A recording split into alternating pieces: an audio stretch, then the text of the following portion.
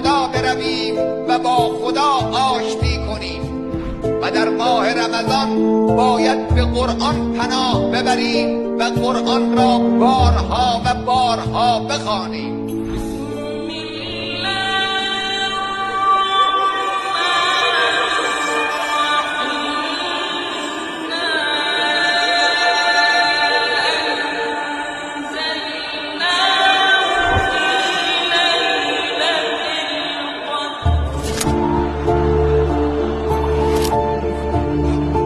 ما در طول سال مبتلا میشویم به جراحت‌هایی در روح خودمون، در جان خودمون. هر گناهی یک جراحت ایجاد میکنه. ماه رمضان که ماه استغفار است، ماه ترمیم این جراحت‌های سالیانه است. ماه ترمیم این جراحت‌های سالیانه است. و در ماه رمضان باید مساجد را رونق بدهی.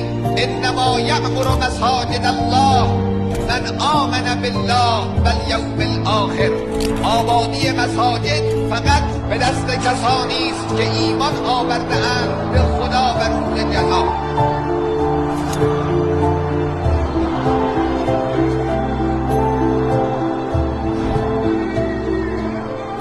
مظهری از بندگی خداست ماه رمضان،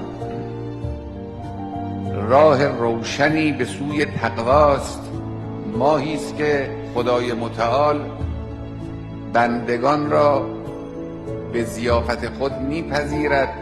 بندگان به خدای متعال نزدیک میشوند. خدای متعال بندگان را به ضیافت خود میپذیرد. ماه عظیمی است. مراسم با عظمت این ماه را خدای متعال اینجور مقرر فرموده است که به آسانی و سادگی پایان نپذیرد.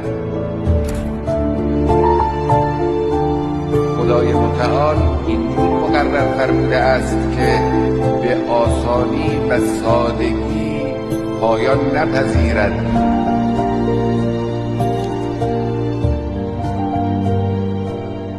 ماه جمعه ها و خطبه هاست.